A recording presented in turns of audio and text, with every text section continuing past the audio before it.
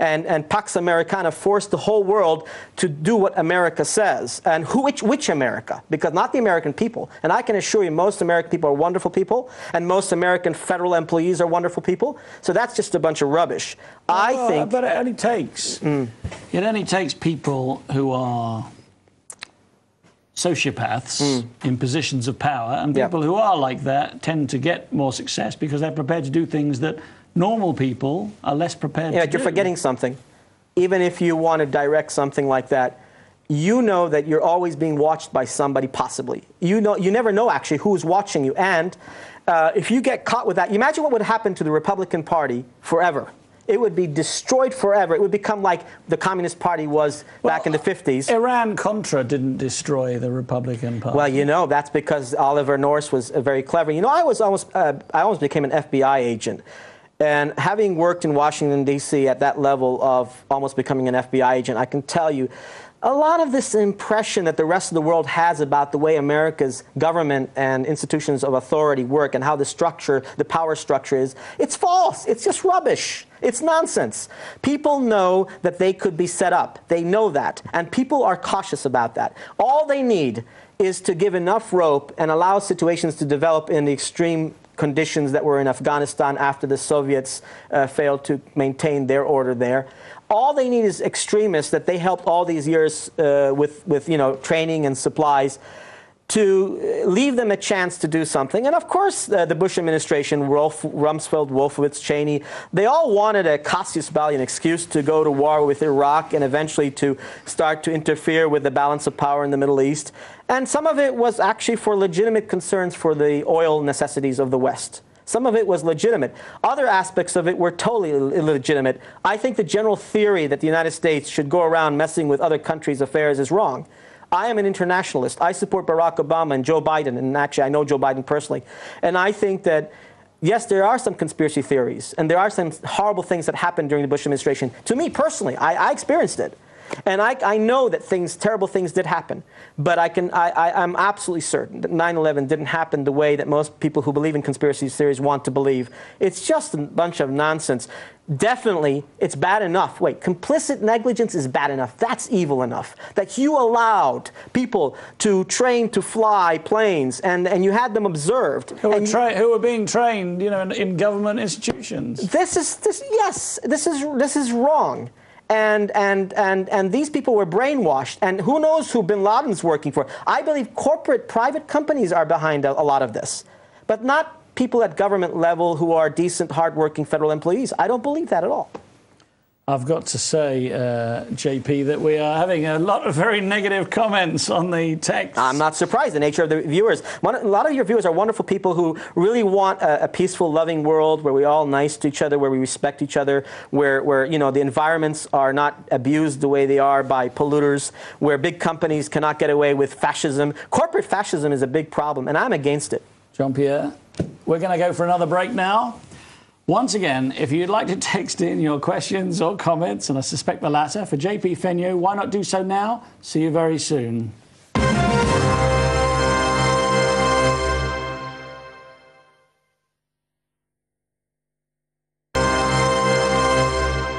Welcome back to On the Edge with me, Theo Chalmers, and my special guest, Jean-Pierre Fenyo. Jean-Pierre, just before the break there, we were talking about 9/11.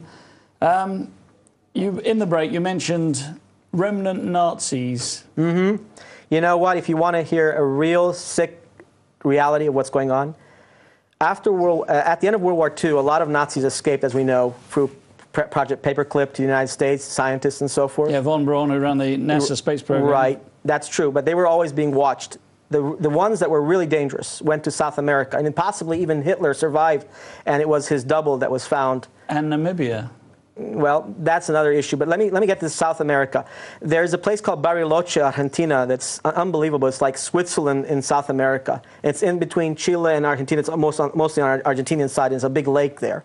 And many top SS officers and Nazi party officials, and possibly Hitler himself, managed to escape with the help of a corrupt elite people who are infiltrated the Vatican and other agencies, and they went to South America to set up their own. Hold on, I've got to say that any theories like this are your theories, and obviously not supported necessarily by this station. Absolutely. So these Nazis set up mini fiefdoms in South America in places like Nueva Germania, Paraguay, and Bariloche in Argentina, and other places throughout Central and South America. And partly because it's easy there, because it's heavily Catholic communities, and a lot of anti-Semitism exists already there. Now, these remnant Nazis have stolen a lot of wealth during World War II, and they've been using that money to poison democracies, to destroy democracies, to infiltrate our institutions and governments.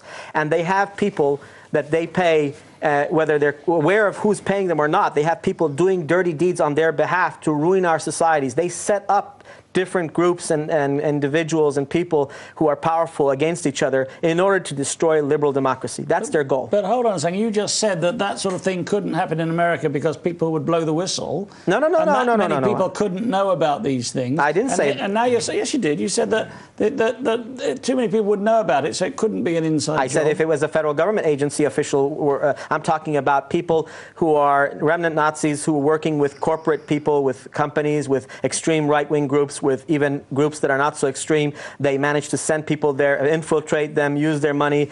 Just giving money. If you, listen, divide and conquer. That's how the world works. If you can confuse the masses and divide and conquer them, you can control and manipulate situations to your benefit. Now, you can't control it perfectly because obviously the world is a ball, and like we know all balls, you can't see all sides of the ball at the same time. The world is the same way. It's that complicated. But these remnant Nazis have been behind a lot of the terrible things that are going on in the world. So are you saying then that let's use the term Illuminati for the sake of, you know, clarity, if you like? I refuse to use that term. I'm sorry, I refuse to use that term. Okay, the powers that be then. Let's say that the powers that be on this planet are remnant Nazis left over from Nazi Germany. I don't believe that. I'm not saying that. I'm saying that, in fact, most of the governments and government officials of the world are good people who don't even know what's going on beneath them.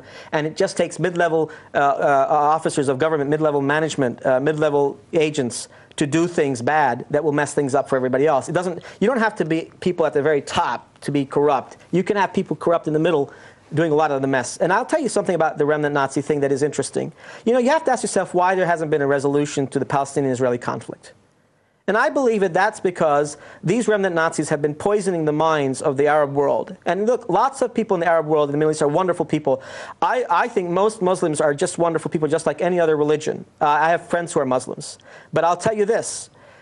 When you have an pre-existing anger and hatred towards a country like Israel because it supposedly is Jewish, that's another issue. But when you have such anger and hatred, it's easy to put that extra anti-Semitic rhetoric into their midst and make it seem real.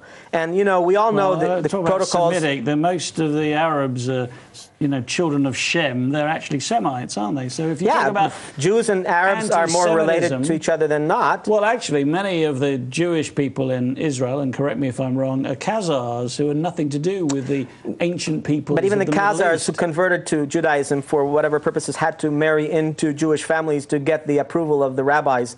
So even the Khazars have. I'm not sure that's the case. It is the case, and by the way, that's the thing. Most people don't know that the way Judaism works is very complicated. Now, I personally, I'm not a religious person, but I know a lot about Judaism because I have Jewish ancestry. And I will tell you that this thing about Jews running the world, the banks and everything, that's nonsense. Yeah, there were some very wealthy Jews who worked as peons for other powerful and wealthy people who were not Jewish. And they helped cause World War I and World War II. But that doesn't reflect on all Jews. Most Jews are wonderful, decent, loving people, and they want peace on earth. Well, I mean, I think I'd like to say that probably most people are decent, loving people. Yes. But it seems to be the case, does it not, that many people who are in power are not decent, loving people. I think many people in power are corrupt. And misdirect and misguide. Yeah, but they're at a different level. They have different motives, and they're not necessarily the ones behind the real nasty things that are going on. Well, who is behind the really nasty things I that are think going it's on? those remnant Nazis, and it's those rich mafiosi around all over the place who corrupt government officials. So it's Italians and Germans, is that what you're saying? Well, you know what, I think when people say the word mafia and they think of the classical Sicilian mafia, they're wrong. I'm talking about, you know, just any corrupt, organized criminal activity. Most Italians, again, are not mafia, and they're wonderful people, and even many mafiosi are not as, you know, evil